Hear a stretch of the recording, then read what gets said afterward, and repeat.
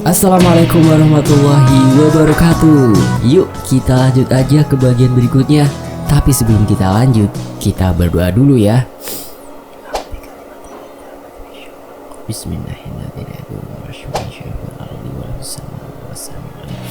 Allahumma sholli ala sayyidina Muhammad sallallahu alaihi wasallam.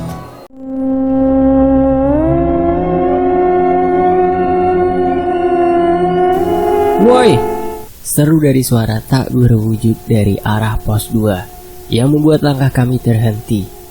Aku mengenal betul suara itu.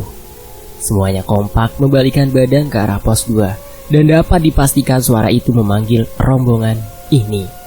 Mulki berbalik dengan ekspresi terkejut. Enggak, aku melihat raut kecemasan dari semua temanku. Mereka merasakan apa yang aku rasakan. Kami tidak mau bertemu dengan Ega di jalur pendakian ini. Kalau saja kita dipertemukan setelah selesai pendakian, itu tidak masalah. Bangsat, mana anak itu? Ibang berbalik. Dengan kepalan tangan hampir sebesar buah naga. Langkahnya tergesa diiringi nafas memburu. Bang, tahan emosi lu. Tanganku hampir menahan kedua pundaknya. Namun dengan gerakan seorang jawara, ia menepisnya dengan mudah. Tangan gue yang kiri belum nyicip pipinya, ucap Ibang murka. Matanya mendelik. Ibang tak mengindahkan perintahku. Wajahnya memerah. Di kepalanya seperti muncul sebuah tanduk yang panjang, besar, dan runcing. Langkah kakinya pun terhentak keras. Ibang menghampiri kembali area pos 2. Ibang di tengah-tengah area itu berputar melihat sekelilingnya, menelusuri setiap sudut. Tangannya masih dalam keadaan mengepal. Asap di kepalanya semakin membumbung tinggi ke langit, bersatu padu dengan kabut tipis yang menyelimuti. Ega, mana lo? Gue tunggu di sini, ucapnya kesal.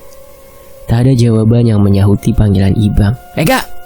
Teriakan Ibang mengganggu istirahat pendaki lain. Kenapa mas? Tanya salah seorang pendaki yang keluar dari tendanya. Ibang dipandangi oleh semua pendaki yang ada di area itu. Semua mata menatapnya keheranan. Mungkin mereka berpikir, mengapa orang gila dibiarkan mendaki gunung?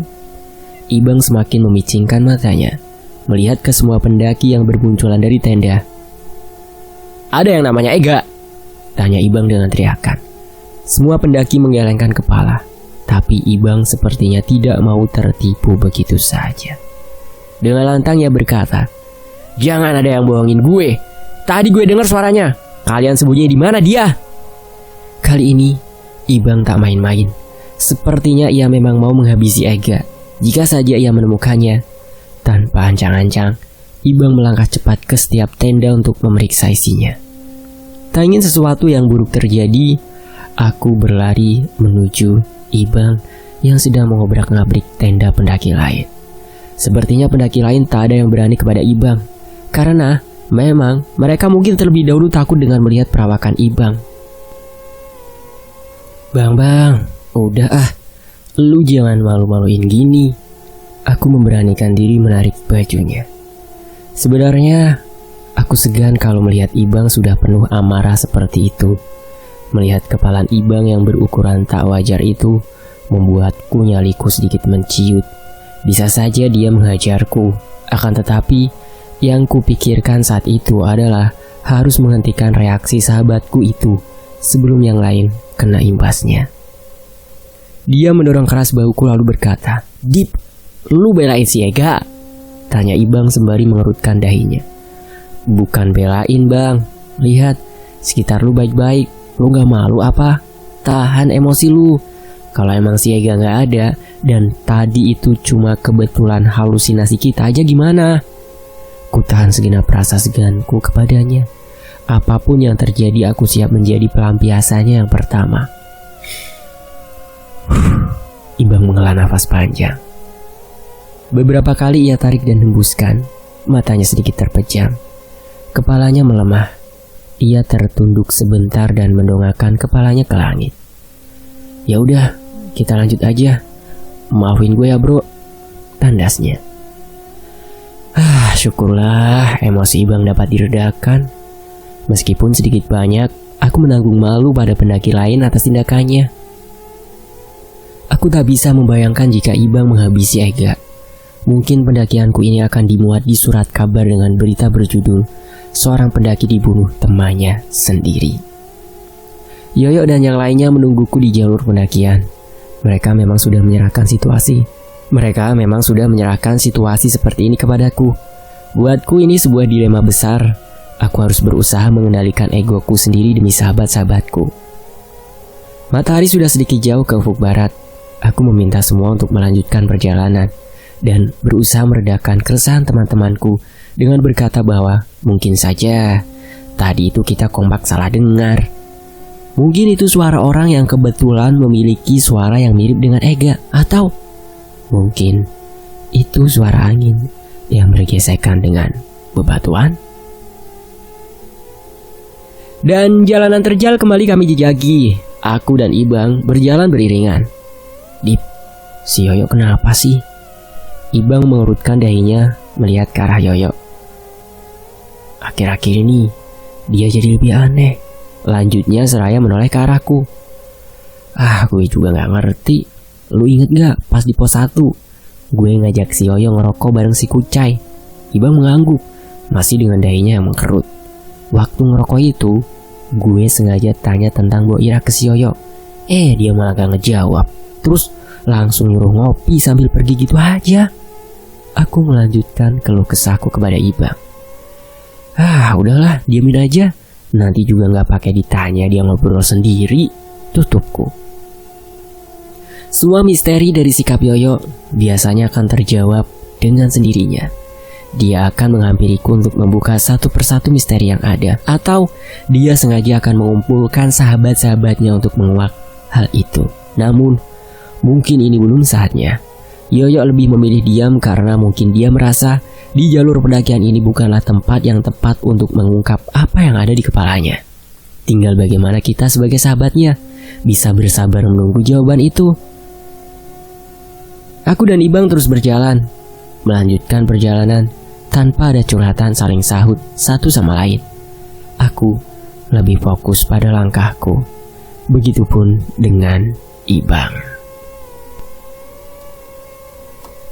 Surya semakin jatuh, hampir menyentuh garis perbatasan antara siang dan malam. Bayang-bayang mulai samar. Binatang malam pun mulai mempersiapkan dirinya.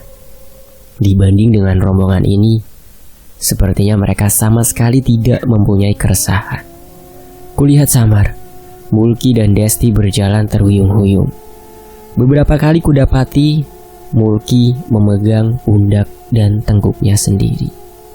Langkahnya kadang terhenti. Kulihat Kucai menepuk pundaknya dan memberikan bahasa tubuh yang seolah menanyakan, "Lu gak apa-apa?" Mulki pun membalas dengan bahasa tubuh yang menandakan bahwa ia baik-baik saja. Meski dari kejauhan, aku melihat jelas ekspresi wajahnya meringis.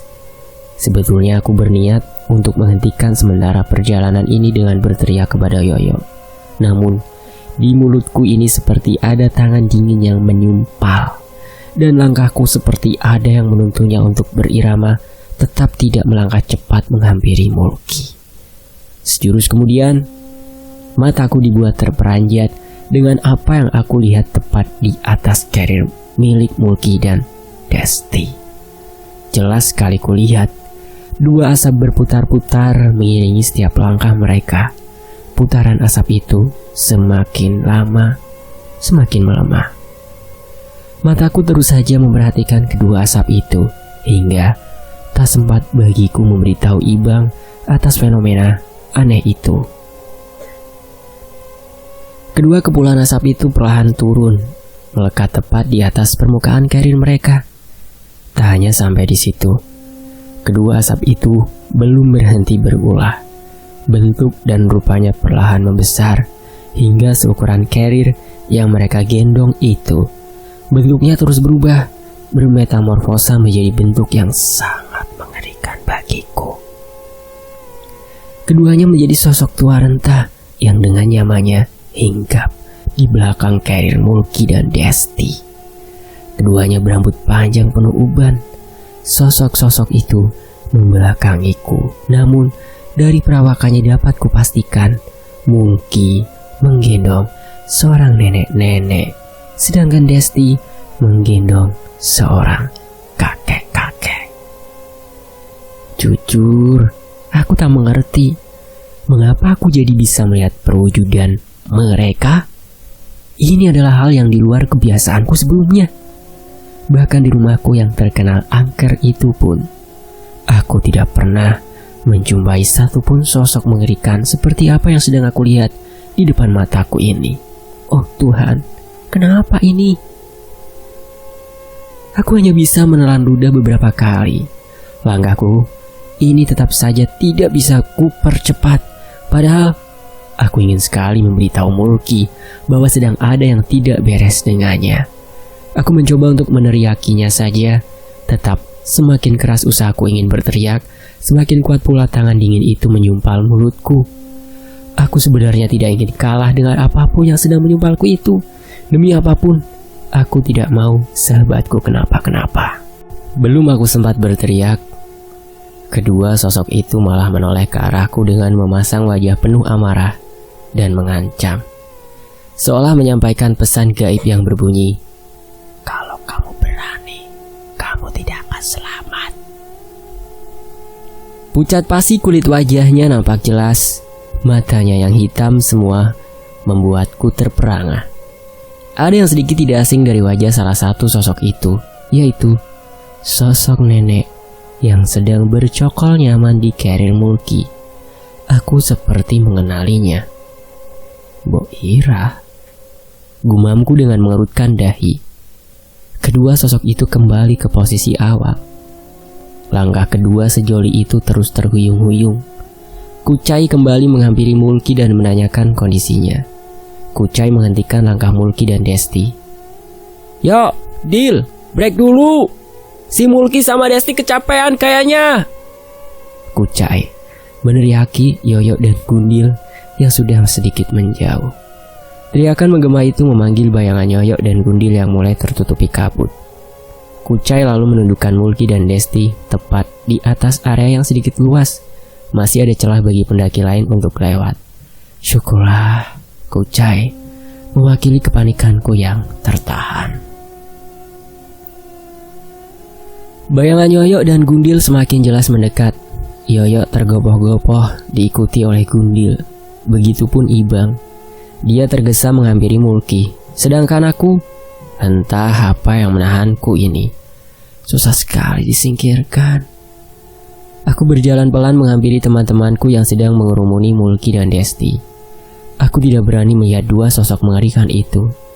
Lebih baik kualihkan pandanganku ke arah yang lain. "Kenapa, Mas?" sahut salah seorang pendaki yang menyusul kami. Enggak apa-apa, Mas. Teman saya cuma kecapean aja," jawabku sedikit terbata-bata.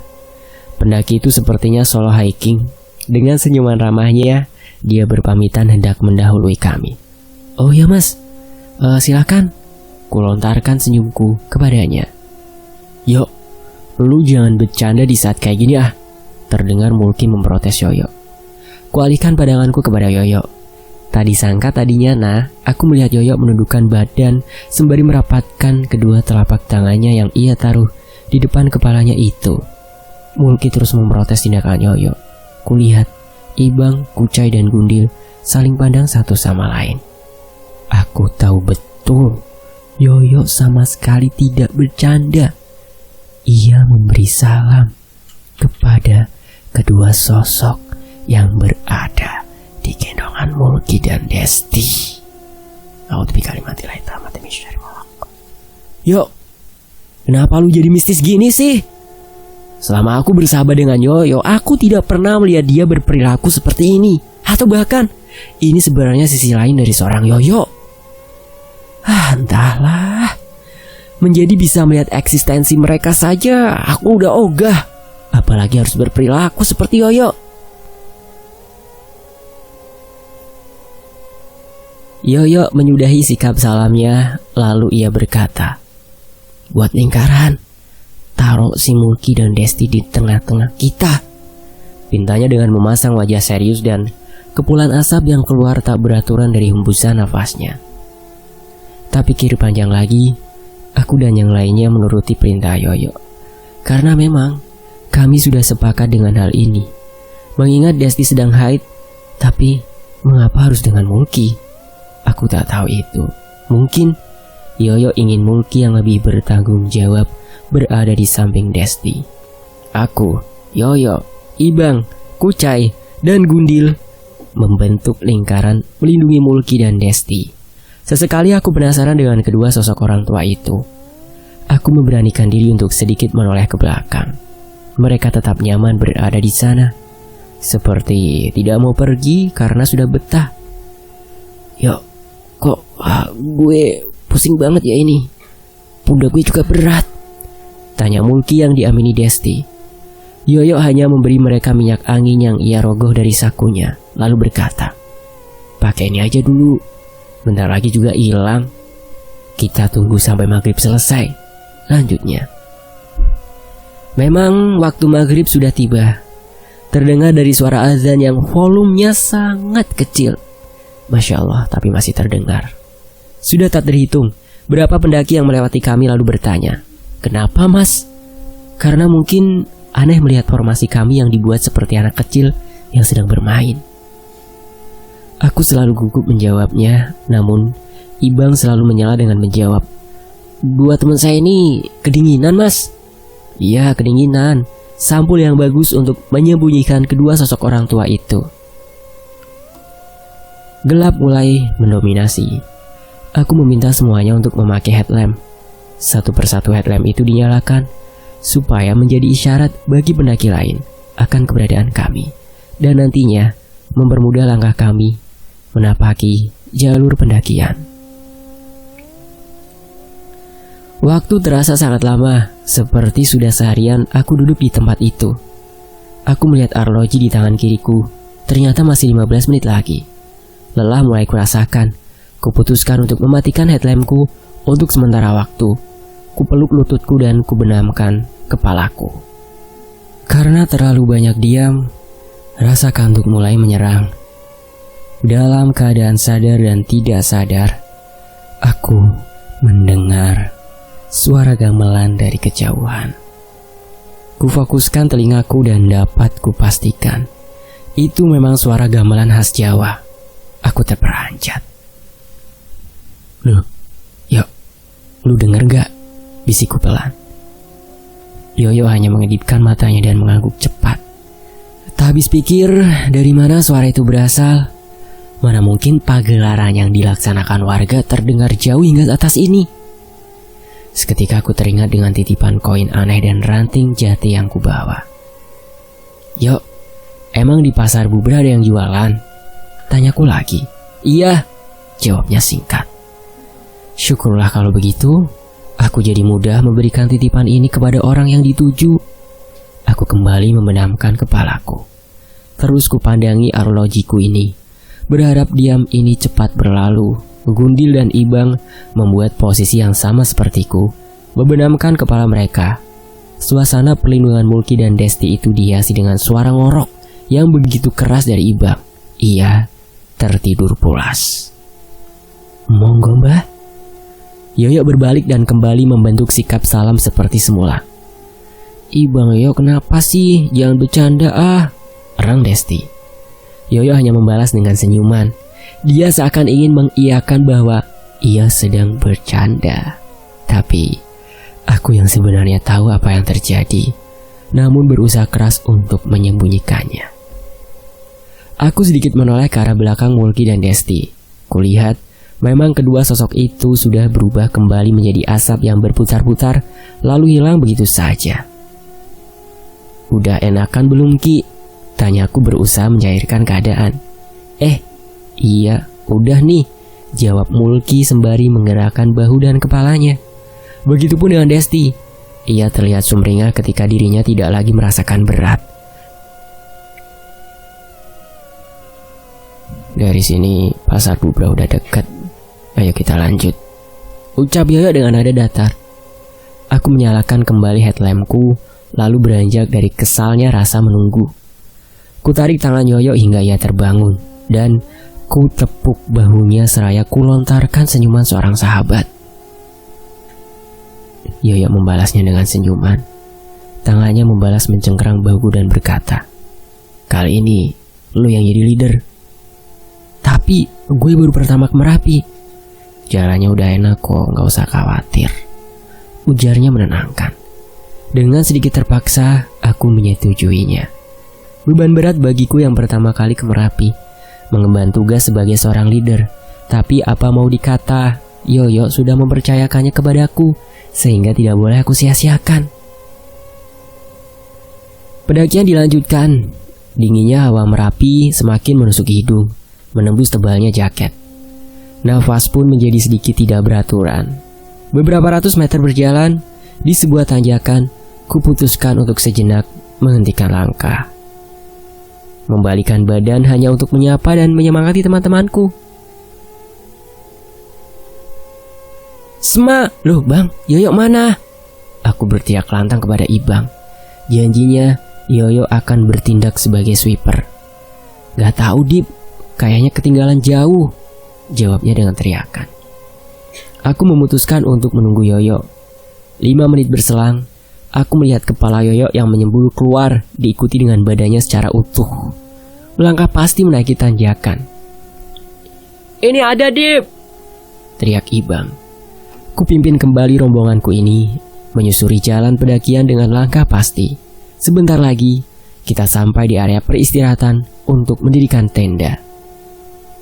Cahaya senter di kepalaku terus kufokuskan ke depan sebagai penanda langkah ini. Hingga akhirnya, cahaya senterku menyorot sebuah batu yang begitu besar. Kusisir setiap sudut batu itu dengan cahaya senterku. Saking terpananya, aku dibuat terperanjat ketika cahaya senterku ini dengan tepat mengenai puncak batu itu. Di sana terdapat 2 sosok orang tua yang kulihat tadi, ditemani satu sosok hitam besar menatap tajam ke arah kami. Sontak kupalingkan pandanganku ini kembali meniti jalur pendakian. "Kenapa Dip?" Gundil sepertinya menyadari tingkah anehku. "Enggak, tumben lu masih kuat, Dil?" tanyaku mengalihkan pembicaraan. "Ah lu," ketusnya kesal. Dengan penuh kewaspadaan, aku menundukkan pandangan. Aku tidak ingin melihat makhluk-makhluk mengerikan itu. Sampailah di mana aku menemukan sebuah jalur yang sangat menanjak. Kemiringannya hampir membuatku menyerah. Namun, aku tidak lupa dengan tujuanku.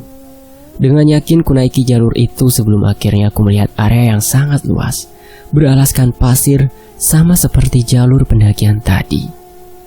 "Yo, ini pasar bubrah," teriakku kepada Yoyo yang masih berada di belakang. "Iya," jawabnya singkat. Aku menunggu yang lain di area yang luas itu. Namun, sejauh cahaya senter ini kusorotkan, aku tidak melihat satu pedagang pun di sana. Lalu, apa alasan tempat ini dinamakan pasar? Dan mengapa Yoyo mengiyakan kalau di sini terdapat orang yang berjualan? "Ikutin gue!" Yoyo mengambil alih komando setelah semuanya berkumpul. Dia menuntun kami ke sebuah titik yang lengang. Tenda-tenda pendaki lain sudah lebih dulu berada di sana. Kami terus melangkah meski sedikit susah payah karena kontur pasir yang kami pijak menelan kaki. Aktivitas dari pendaki lain sedikit membuat hangat suasana. Bayang-bayang hitam besar puncak Merapi meluruhkan semua lelah. Luar biasa sekali tempat ini. Tidak terbayang olehku betapa dahsyatnya letusan Merapi yang menelan jiwa kuncainya sendiri beberapa tahun lalu. Sejenak ku tundukkan hati untuk mendoakan korban-korban yang meninggal dunia akibat kejadian naas itu. Al-Fatihah. A'udzubillahi minasyaitonirrajim. Bismillahirrahmanirrahim. Alhamdulillahirabbil alamin arrahmanirrahim maliki yaumiddin. Iyyaka na'budu wa iyyaka nasta'in ihdinas siratal mustaqim siratal ladzina an'amta 'alaihim ghairil maghdubi 'alaihim waladdallin. Amin. Bisikku sembari mengusapkan kedua tanganku yang sudah terasa seperti es batu. Kudongakkan kembali kepalaku mengikuti Yoyo yang hampir menemukan area untuk berkemah. Tak sengaja, aku melihat sebuah papan yang terbuat dari kayu yang ditempelkan pada 3 buah batang kayu berdiri tegak. Pasar Bubrah. Terang dari tulisan di salah satu papan. Akhirnya aku sampai di tempat ini. Papan itu membuatku terpaku. Ku telusuri setiap sisinya, membiarkan yang lain lebih dulu melangkah. Terdapat sebuah tulisan yang membuatku merenung. Tulisan berbau peringatan itu berbunyi, "Di sini lebih baik aman. Satu orang terasa banyak. Jangan tambahkan lagi jiwa-jiwa yang mati sia-sia." Tulisan itu diguratkan oleh tinta berwarna merah, dipasang di 4 papan berbeda sesuai penggalanya. Semoga saja rombongan ini dapat bekerja sama dengan peringatan itu. Kulanjutkan kembali langkahku mendekati teman-temanku yang sudah lebih dulu beristirahat tak jauh dari papan tulisan tadi. Yoyo, Ibang, Kucai, dan Gundil mendirikan tenda, sementara Mulki dan Desti terduduk lesu menunggu yang lain selesai bekerja. Tenda-tenda itu dibuat sedikit merenggang dengan posisi saling berhadapan. "Dip, gue satu tenda bareng si Mulki sama Desti aja. Kalian berempat pakai tenda yang ini," ujar Yoyo seraya menunjuk tenda kuning yang sudah ia dirikan. Aku mengangguk, kemudian membantu mereka memasukkan semua carrier ke dalam tenda. "Ayo makan dulu." Yoyo membukakan pintu tendaku. Ibang segera mempersiapkan semua peralatan memasak. Kupluk kembali kupasang untuk menangkal kedinginan. Aku, Ibang, Kucai, dan Gundil mengikuti Yoyo keluar tenda. Di luar, sudah ada Mulki dan Desti menunggu kami. Dari menanak nasi hingga memasak semua bahan makanan, kami laksanakan dengan penuh kehati-hatian dan rasa lapar. Aku dengan lahap memakan semua hasil masakan Desti dan Ibang. Walaupun sederhana, bagiku itu sebuah kenikmatan yang luar biasa. Keras sedikit, tak apalah. Karena Desti menanak nasi bukan menggunakan rice cooker. Meskipun begitu, itu cukup mengganjal rasa laparku yang tertahan. Setelah menjejali perut, kami berjalan menuju tenda masing-masing. Aku dan Ibang merapikan peralatan memasak, lalu menyimpannya di samping tenda. Seperti biasa, seperti sebuah pepatah tongkrongan bilang, "Wis mangan, ora udut, enek wetenge." Sebelum memasuki tenda, aku memutuskan untuk menghisap sebatang atau 2 batang rokok. Toh, santai ini. Aku menatap tenda Yoyo. Tumben sekali, Yoyo dan Mulki langsung membenamkan diri di dalam tenda. Kelelahan mungkin, pikirku. Aku, Ibang, Kucai, dan Gundil malah asyik berbincang. Hingga akhirnya, Kucai meminta izin untuk ke belakang tenda. Beberapa saat kemudian, sayupku dengar suara percakapan dari 2 orang di belakang tenda. Aku beranjak dan memeriksanya. Aku melihat ke belakang tenda. Terdapat 2 orang yang sedang berdiri. Dari perawakannya, aku bisa mengenalinya salah satunya. Itu Kucai. Tepat sekitar 1,5 meter di belakang tenda, kulihat Kucai sedang berbincang dengan seorang lelaki yang berpenampilan tidak umum, bahkan cenderung aneh bagiku. Aku menghampiri tempat Kucai berbincang dengan lelaki itu. Semakin jelas, kulihat lelaki itu sekitar berumur 40 tahunan, tanpa jaket, tanpa carrier, dan tanpa sepatu gunung. Lelaki itu hanya berpakaian layaknya orang yang hendak pergi ke sawah. Tanpa mengenakan sepatu gunung, lelaki itu hanya memakai sendal jepit sebagai alas kaki. Kenapa bisa lelaki ini mendaki gunung dengan penampilan yang ala kadarnya? Siapakah beliau? Cari tahu di bagian berikutnya ya teman-teman. Apresiasi setinggi-tingginya buat Didit Galaraka, dan tentunya saya ucapkan terima kasih buat teman-teman yang mau menyimak kisah ini di sini. Saya pamit undur diri dan wassalamualaikum warahmatullahi wabarakatuh. Sampai jumpa di bagian berikutnya. Tetap di Fakta Sejarah.